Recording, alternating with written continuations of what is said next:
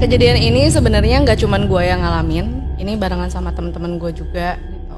Kejadiannya di tahun 2010 atau 2011 gitu. Jadi sebenarnya ini adalah program dari universitas, kita ngejalanin program KKN gitu. Nah kalau KKN itu kan biasanya ada sekumpulan mahasiswa dari beberapa fakultas tuh digabungin gitu. Nah kebetulan KKN kita tuh dapetnya di daerah namanya Louis Goong, itu di Garut, Jawa Barat.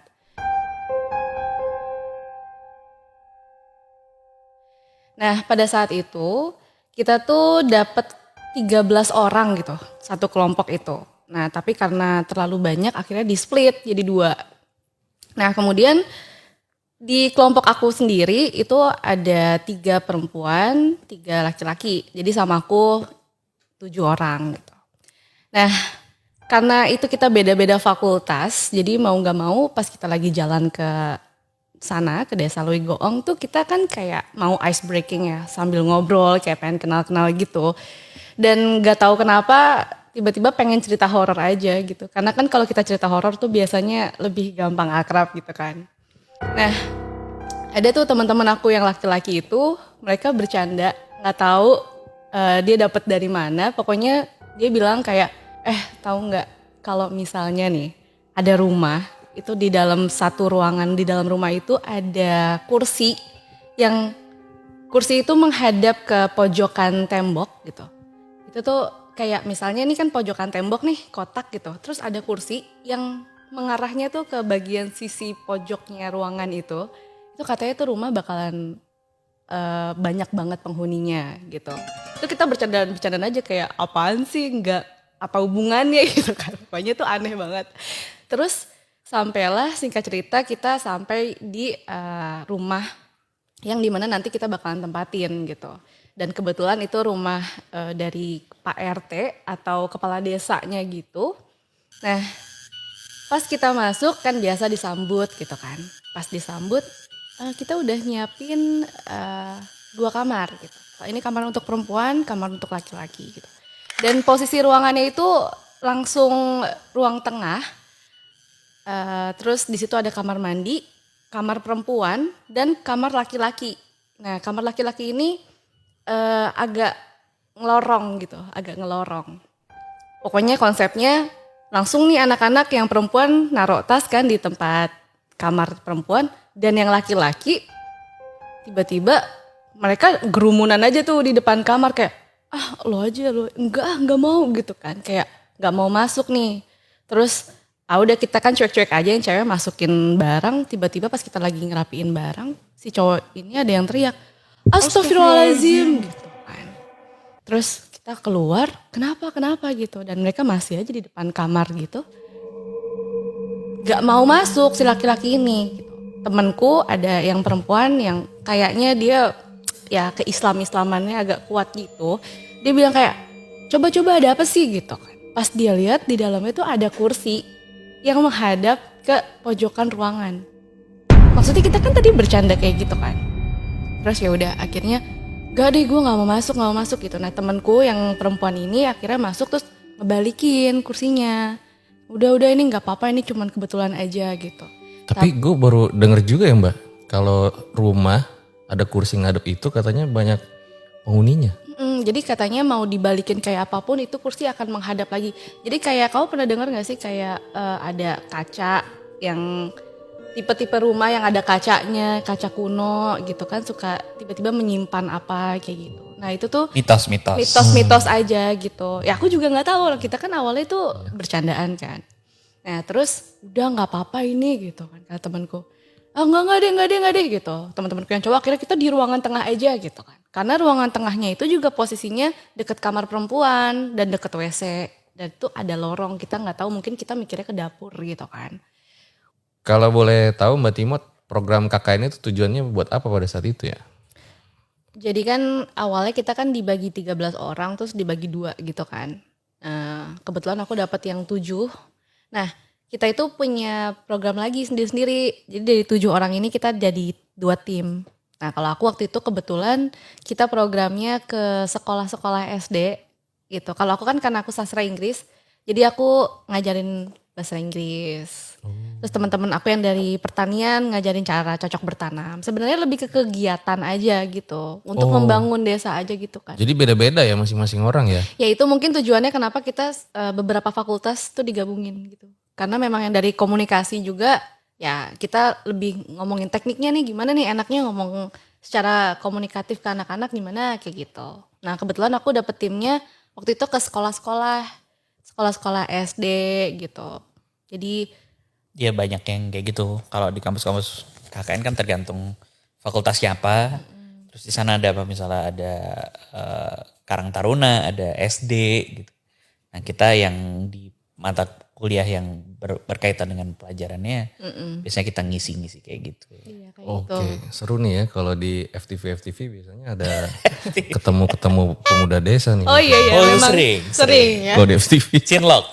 Cinlok bahkan gak cuma sama desa ya, sama sesama tim juga bisa. Jadi pengen KKN saya. Jadi pengen KKN. Oke, kita lanjut lagi cerita nih.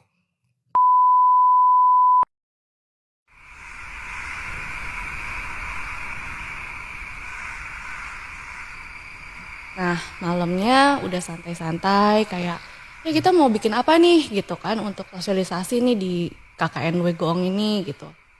Terus pas malam-malam ini kita biasa aja tuh ngejalanin gini program ini. Sampailah kita di malam Jumat pertama. Itu hari Kamis pertama di minggu pertama kita KKN. Temenku nih ada perempuan, aku kasih nama ini aja ya, bukan nama asli nih, nama samarannya kita panggilnya Ica gitu.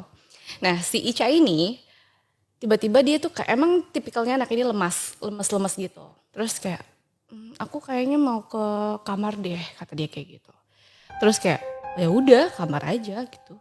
Pas dia ke kamar, tiba-tiba temanku yang perempuan itu yang tadi aku bilang pertama kali dia ngebalikin kursi, itu dia bilang kayak gini, kok kayaknya perasaan gue gak enak nih gitu kan. Ya kita mah kenapa gitu. Enggak kayak tadi si Ica nih biasa-biasa aja kok tiba-tiba lemes ya pas udah kelar maghrib gitu. Oh deh gitu, udah kita ngobrol-ngobrol terus dia gak nyaman akhirnya dia nyamperin si Ica kan ke kamar. Icanya gak ada. Padahal itu posisinya kan ini ruang tengah, ini ruang perempuan kan. Literally kita ngeliat dia ke situ gitu. Tapi, Samping-sampingan doang ya? Nah terus si temenku ini inget balik, men Icanya nggak ada gitu kan, Ica nggak ada, hah bener loh gitu kan, kemana gitu, kita bukalah ke kamar mandi yang notabene di sebelah kamar perempuan, tapi ya kita bakal ngeliat juga dong kalau Ica ke situ, itu nggak ada Icanya, pas kita lihat nggak ada. Nah kebetulan antara ruang perempuan dan ruang kamar mandi itu ada lorong gitu, nah pas ke lorong itu kita nyari dong ke situ kirain ke dapur kan. Ternyata di belakang situ ada pintu keluar lagi dan itu tuh ada kayak bambu-bambu dan ternyata di situ ada satu ruang yang lembab banget. Lo aja yang masuk, lo aja di situ kali gitu kan. Lembab yang pertama, yang kedua gelap, yang ketiga tiba-tiba ada suara air. Kan horor banget kan kita nggak tahu ada apa. Karena itu rumahnya di tengah-tengah sawah gitu. Nah terus udahlah akhirnya kita kayak beraniin diri udah ramean ngelihat ke belakang ada si Ica. Ternyata suara air itu Ica lagi ambil wudhu. Loh kok lo tahu-tahuan di sini ada kayak sumur gitu kan kayak kamar mandi terpisah dari rumah gitu.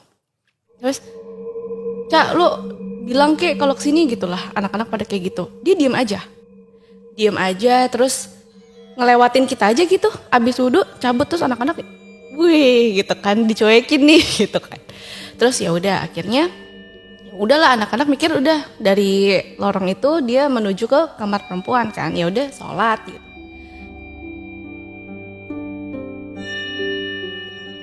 Kita udah ngobrol-ngobrol lagi di tengah-tengah gitu kan, di ruang tengah. Tiba-tiba ada suara pintu dari luar kebuka kayak gerbang gitu.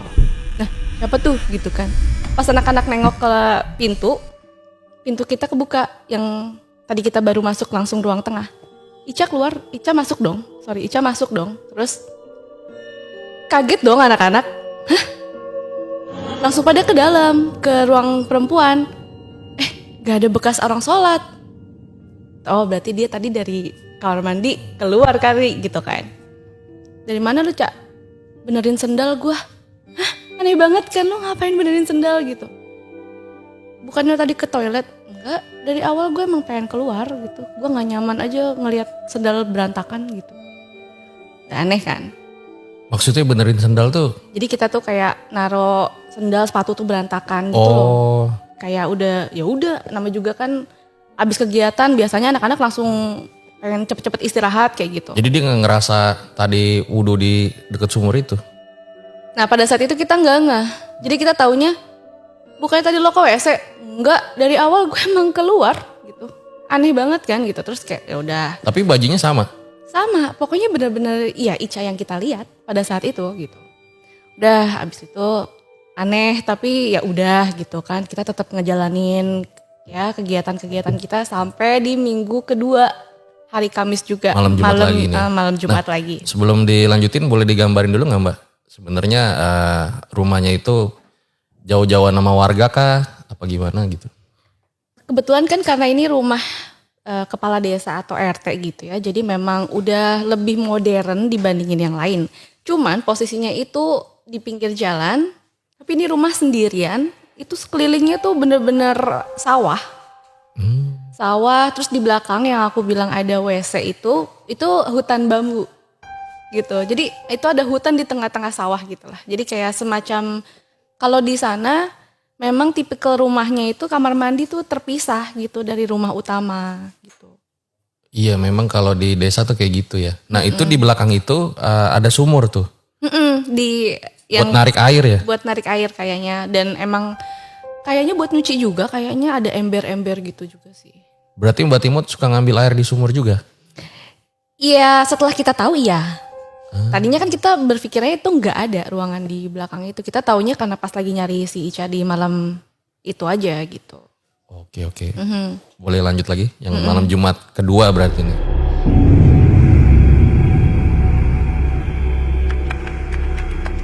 Pas di malam Jumat di minggu kedua kita di sana, itu lagi-lagi nih si Ica itu kayak gue gak enak badan deh gitu. Terus ya udah dia ke WC.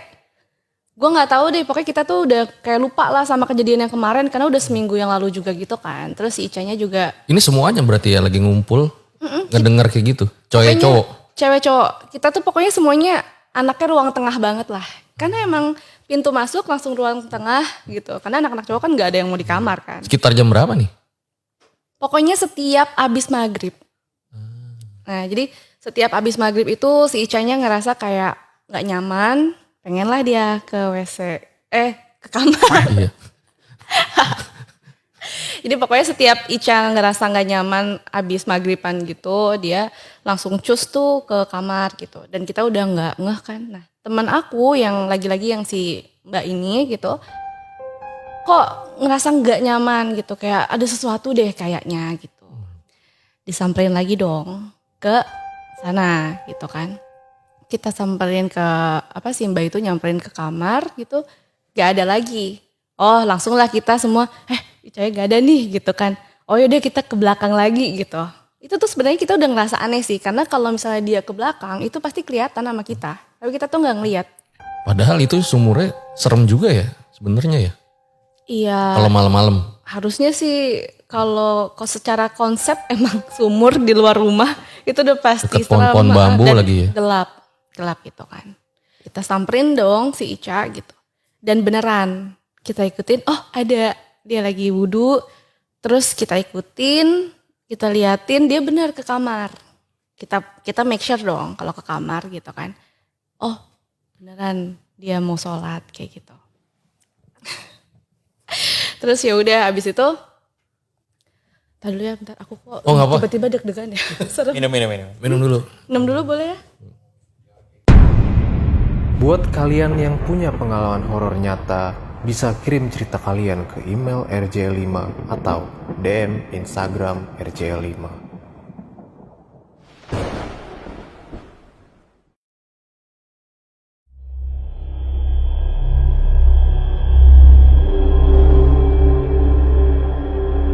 Dan karena dia beneran sholat kan, kita liatin tuh, kita ramean kayak ngeliatin itu beneran gak sih dia sholat gitu.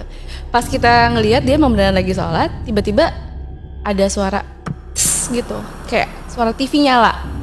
suara TV nyala, kayak ada suara, tahu nggak sih suara TV yang nggak ada siarannya? Jadi kayak apa sih? Kayak Semut. kayak suara static sound gitu yang kayak gitu-gitu. Lah, siapa yang nyalain TV gitu kan? Kita langsung refleks kan, kita kesana semua, nggak ada yang ngeliat si Ica lagi. Pas kita ngeliat ke TV, TV-nya mati ternyata. Dan emang dari awal kita nggak nyalain TV gitu. Kok pas kita lagi fokus ke TV, ada yang buka pintu kamar mandi. Dan Ica keluar dari kamar mandi. Ngerti nggak? Jadi dia nggak sholat tuh. Iya, itu dia. Makanya kita langsung yang shock. Hah? Kita maksudnya dari jarak kamar perempuan ke TV itu cuma tinggal nengok gitu aja. Masa tiba-tiba si Ica udah pindah kamar mandi gitu kan? Berarti dari awal yang dia di sumur tuh nggak tahu siapa ya? Dia nggak tahu. Terus anehnya, kita kan shock banget ya. Hah? Udah nggak ada yang berani lihat lagi dong ke kamar.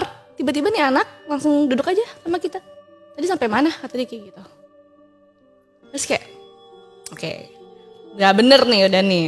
Tapi nggak ngecek lagi tuh ke. Nggak berani, Oh. nggak berani. Ya, akhirnya setelah malam itu kita akhirnya udah kayak ikan asin tidur semua di ruang tamu. Kayak udah gitu, kayak udah nggak ada yang berani masuk kamar lagi gitu. Dan yang berani cuma si Ica doang. Tapi nggak ngomong sama Ica tuh ada keanehan gitu. Enggak, kita karena dia keluar dari kamar mandi langsung santai aja, kayak nggak ada apa-apa, langsung tadi sampai mana ya gitu. Udah kan, terus kita kayak oke ini aneh, tapi daripada bertanya-tanya dan makin aneh, ya udah. Nah itu kan malam Jumat kan. Nah pas besokannya hari Jumatnya temanku berinisiatif nih kayaknya nggak benar nih, udah 2 kali jadi keinget kan yang minggu lalu juga dia kayak lo jumpingan gitu, loncat-loncatan tiba-tiba di sini, tiba-tiba di situ. Akhirnya kita ngomong lah sama Pak Ustadz gitu. Dia menyarankan kita untuk ya kalian abis maghrib itu sholat aja lah rame-rame. Maghriban, isya, tahajud kalau bisa kayak gitu lah. Dan nih kita lakuin tuh dari minggu kedua sampai minggu ketiga gitu.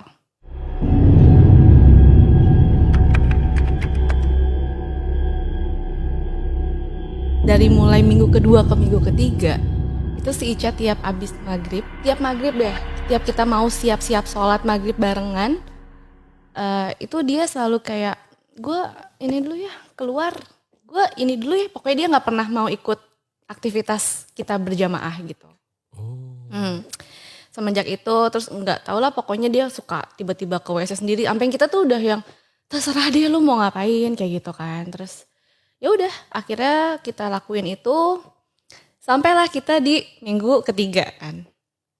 Nah minggu ketiga ini adalah minggu pertama kalinya kita ngerasain bareng-bareng kalau ada keanehan sih emang antara nggak tahu ya antara Icanya atau emang rumahnya atau lingkungan kita gitu. Jadi ini nggak tahu aku sial banget. Jadi pas minggu ketiga itu aku yang ngerasain langsung.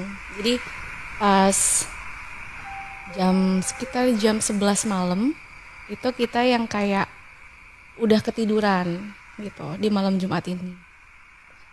Kita tiduran di ruang tamu, aku tuh jam 11 malam kebangun kayak gitu. Kok samar-samar tuh aku lihat itu Ica kayaknya nih mau ke sana, mau ke arah lorong ke kamar mandi sumur gitu kan.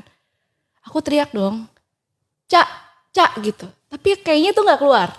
Aku ngerasa kayak apa sih ini berat banget, aku mau bangun tuh nggak bisa gitu. Terus ya udah kan. Nah itu kan posisinya kan gini ya, aku tiduran terus aku madep gini kan, cak gitu nggak bisa. Akhirnya aku kuatin untuk nengok ke depan, gini ke atas gitu. Tuh, tiba-tiba ada sosok pocong, masih ada kapasnya, matanya hitam banget, terus baunya kerasa banget deh pokoknya. Pokoknya itu jaraknya ada kali cuman jengkal atau 10 cm lah ya, nggak nyampe. Terus tau gak posisi kayak gitu gak ada tuh, aku kepikiran mau teriak, jangankan ngomong kasar ya kayak mau ngomong apa gitu, ini mau ngomong astagfirullahaladzim aja gak bisa, gak tahu gimana pokoknya kesirap atau apa, aku istirahat abis itu lupa semuanya.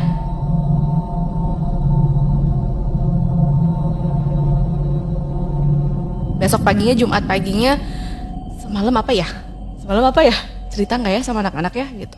Enggak deh takut gitu kan, kayak gue doang. Tapi aku inget lah iya si Ica kan semalam kesana, tapi ya udah gitu. Nah Aku lupa cerita. Jadi setiap subuh Ica itu selalu kebangun tapi dia di kamar. Dia nggak pernah mau tidur di ruang tengah. Dia selalu bilang kayak, kok aku capek banget ya gitu. Setiap subuh. Itu dari minggu kedua ke minggu ketiga. Terus Sorry gue potong Mbak. Pas cerita yang pocong kenapa berkaca-kaca matanya? gue tuh pernah menceritakan ini kan. Ya awalnya gue nggak nyangka gue bisa nyeritain ini karena emang dari dulu tuh kayak udahlah dirasain sendiri aja gitu. Tapi ternyata tiap cerita ini tuh kayak nih tangan gue aja udah dingin, kaki gue merinding dari tadi gitu. Setiap part itu gue selalu Karena ngerasa gitu. sebelumnya udah pernah lihat setan atau baru ini yang pertama kali? Belum pernah, aku tuh nggak sensitif sama sekali. Jadi benar-benar lihat pocong depan muka tuh pas di sini doang. Masih ada kapasnya lagi ya? Masih. Mata hitam. Bayang nggak?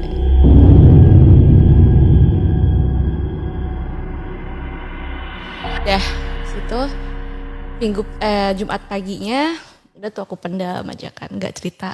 Yang penting si Icanya baik-baik aja ada barengan kita gitu. Pas lagi sholat Jumat kan kita suka dapat penyuluhan gitu ya dari Ustadz gitu kayak gimana gini. Aku nggak kuat cerita lah aku akhirnya. Oh katanya gitu. Kita akhirnya minta nih Pak Ustadz bisa nggak tidur di sini aja soalnya serem banget gitu kan. Tapi nggak mungkin dong masa Ustadz tidur sama kita gitu. Udah pokoknya kalian mulai sekarang tahajud barengan gitu. Ya udah akhirnya kita lakuin. Cerita tuh lihat penampakannya sama Pak Ustadz. Aku cerita. Terus udah pas Jumatnya itu hari Jumat udah ke sore-sorean si Ica mulai kayak gitu lagi. Udah Pak Ustadz bilang gini, coba kamu hubungi dosen wali, udah boleh pulang belum? Lebih baik pulang aja. Itu udah minggu ketiga. Padahal kan kita harusnya kan sebulan kan. Kayak aku hubungin. Ceritain. Iya Bu, ternyata kan dan kebetulan yang lihat gak cuma aku kan. Jadi teman-teman juga pada lihat keanehan itu. Akhirnya kita diizinin. Oke, besok Sabtu dikirimin bis ya gitu. Dikirimin bis. Ya udahlah kita akhirnya siap-siap tuh besokannya asik besok mau pulang gitu kan. Kita nggak lanjutin KKN. Bahkan kita tuh sampai nggak nerusin program KKN kita. Itu karena kita udah fokus kita fokus udah yang penting ini kita keadaan kita aman-aman aja. Terus si Ica juga karena Ica tuh kayak selalu capek gitu tiap pagi. Setiap hari juga habis maghrib selalu aneh gitu ya? Tiap kita kan selalu maghrib gitu kayak ya sholat yuk ngaji yuk gitu. Terus udah tuh. Tapi gak ada inisiatif mau nanya Ica tuh pada saat itu masih di rumah? Enggak dari kalian semua? Enggak takut. Karena kita takut emang beneran ada yang aneh. Ngerti gak sih? Kita takut nge-handle itu gitu. Kayak cuman ya gak sih gitu. Sampailah akhirnya pas Sabtu pagi nih kita udah siap-siap kan mau ke bis gitu. Tiba-tiba Ica make a scene. Dia kayak aku gak bisa pulang nih. Kenapa? Udah ayo buruan deh kita udah mau pulang nih. Udah gak mau gitu kan. Pada kayak gitu teman-teman yang cewek-cewek juga udah gue yang pengen aja barang-barang lo gitu. Udah akhirnya masukin ke dalam tas. Pas kita lagi siap-siap mau naik bis. Tiba-tiba si Ica. Enggak aku gak bisa pulang. Aku mau ke belakang dulu. Mau kekeh banget pengen ke sumur. Dia mau ke sumur. Pas dia ke sumur anak-anak langsung inisiatif. Enggak kita langsung lari ke Pak Ustadz deh. Nih anak ini nih kayaknya ada yang aneh nih gitu kan. Gak mau pulang dia tuh keras gitu badannya gak mau dipegang. Pas dia berjalan ke sumur. Gak ada yang berani nyamperin. Ya udah anak-anak yang cowok-cowok manggil Pak Ustadz. Si Pak Ustadznya datang langsung ngejar si Ica kan. Narik-narik gitu. Nah itu tuh momen dimana kita semua ngeliat si temanku itu dipegangin sama Pak Ustadz. Terus dia bilang kayak gini. Anak ini gak boleh pergi. Suaranya bukan suara Ica. Matanya tuh udah mata marah. Serem deh. Terus, suara cowok gitu? Gak tahu suaranya suara aneh lah. Kayak suara gak tahu bukan suara cewek bukan suara cowok. Padahal Pokoknya bukan siang-siang suaranya dia. Padahal siang-siang ya? Itu keadaannya kita udah mau pulang gitu. Terus rambutnya udah keringetan, udah kayak habis mandi gitu. Anak ini gak boleh pergi. Di belakang tuh nggak tahu ngapain. Udah kita ini deh gitu. Digendong sama Ustadz akhirnya dia lemes gitu, kita minta tolong sama Pak Kepala Desa yang punya rumah itu. Pak ini ada nggak kita tuh fasilitas lah yang mumpuni nih anak ini bisa istirahat gitu. Kita nggak mau lagi di rumah itu gitu. Akhirnya kita semua ke bis, kita ngikutin si kepala desa ini untuk menuju apa sih kalau di desa tuh klinik atau puskesmas gitu Puskesmas. kali ya. Nah terus disitulah akhirnya si Ica ini istirahat, kita akhirnya ya solidaritas lah kalau temen kita berangkat bareng-bareng masa pulang sendiri-sendiri gitu kan. Akhirnya kita ya udah kita bermalam tuh di mobil gitu kan, karena si Icanya nginep kan di klinik itu gitu. Karena kita ya udah gitu kan nungguin lah sampai dia udah legaan. Besok paginya hari Minggu kita udah mau pulang, si Ica bangun. Itu pertama kalinya dia subuh bangun gak kecapean. Karena dia bangunnya udah siang kan, sekitar jam 8-an deh kita kalau gak salah. Kita udah mau siap-siap pulang. Langsung dia kayak, kita di mana? Kata dia kayak gitu kan. Anak-anak langsung kayak, lo gak ingat? Kata dia kayak gitu kan. Diceritain lah. Terus itu Icanya marah, nangis sambil marah. Lo gak ada ya? Kata dia. Lo tau gak sih, selama ini tuh gue ngerasa kalian tuh nyuekin gue. Gitu. Tiap gue ngomong tuh kalian gak ada yang nanggepin, makanya gue selalu pengen balik ke kamar. Dia bilang kayak gitu. Ya orang-orang pada bingung dong, kita-kita kayak, maksudnya? Gue tuh selama ini sama barengan sama kalian di ruang tengah, tapi lo tuh pada nyuekin program yang gue saranin. Terus kayak, pokoknya intinya dia ngomong sama kita gak nanggepin, akhirnya dia pengen balik ke kamar. Nah, mungkin secara gak sadar saat dia balik ke kamar itu, nggak tahu itu dia lost dia atau bukan, tapi dia langsung refleks ke sana, ke sumur itu gitu. Akhirnya itu sih yang paling gue sampai merinding. Rasa dia di dunia lain kan? Ya jadi dia ternyata kita kan jadi flashback kan. Dia selama ini lo nggak pernah keluar ini bener-benerin sendal gitu. Ngapain gue beli sendal? Dia bilang kayak gitu. Gak pernah itu. Ke sumur juga gak ngerasa. Enggak, dia ngerasa ada di situ terus. Ya Kamar paling, doang. Tapi dia sadarnya kalau dia ke kamar. Kalau dia nggak ada yang mau dengerin gue, capek nih kamar itu tuh dia sadar. Dan itu yang kita lihat. Gitu. Aneh banget ya. Udah semenjak itu kita di bis juga udah diem-dieman aja sih, nggak ada yang ngebahas. Paling kita nyanyi-nyanyi kayak ya supaya nggak keinget lagi. Tapi Ica bilang nggak kalau dia misalnya pernah ngeliat setan atau gimana? Karena kita baru kenal ya kebetulan, jadi nggak enak nanyanya. Dan memang anak ini lebih ke pendiam, terus kayak emang lemesan aja anaknya. Kayak ada kan memang orang tuh yang kayak bawaannya tuh lemes kayak gitu kan.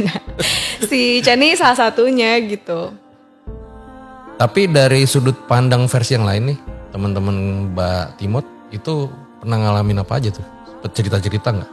Selama di sana gitu. Oh ada. Ada salah satu temanku cowok, dia keinget banget jam 4 subuhan gitu.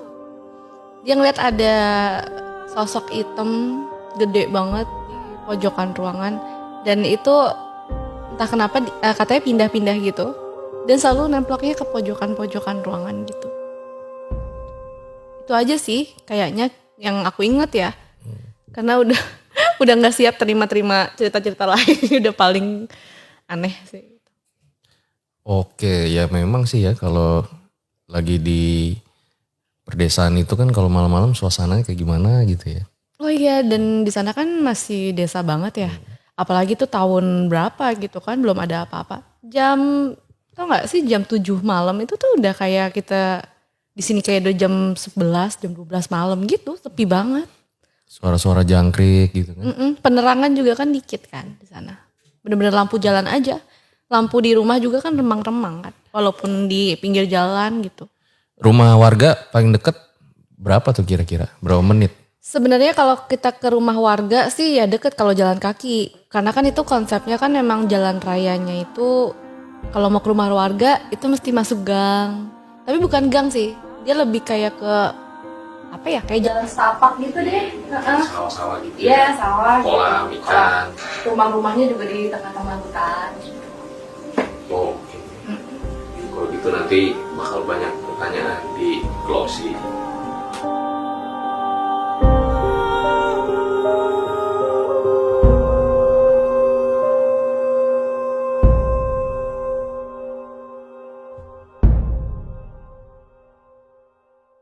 Itu dia guys, sebuah kisah KKN ya dari Mbak Imot, di mana ini ngeri-ngeri sedap juga ya. Pas KKN ada satu temennya yang bertingkah nyeremin. Nah sebelum selesai ada beberapa pertanyaan yang pengen gue tanyain sama Mbak Timot. Jadi Mbak pas saat itu KKN-nya selesai apa enggak? Kalau secara apa ya? Enggak sih. Kan harusnya sebulan. Tapi karena dapat cerita kayak gitu, jadi kita dapat keringanan. Oh gitu. Dan Ini jangan-jangan konspirasinya pura-pura horor biar dapat keringanan. bisa juga sih cuma 3 minggu kan, Iya, jauh lagi dari mana-mana ya. Enggak, tapi kita kalau secara program ya dianggap selesai karena kan memang goals kita kan harusnya kan di minggu terakhir, cuma kan kita terlalu fokus sama itu ya, hal-hal kayak gitu. Dan kita kan juga punya laporan harian yang kita lakuin semua udah tercapai gitu. Setelah itu masih suka kontak-kontakan sama yang orang-orang di KKN itu? Enggak sih.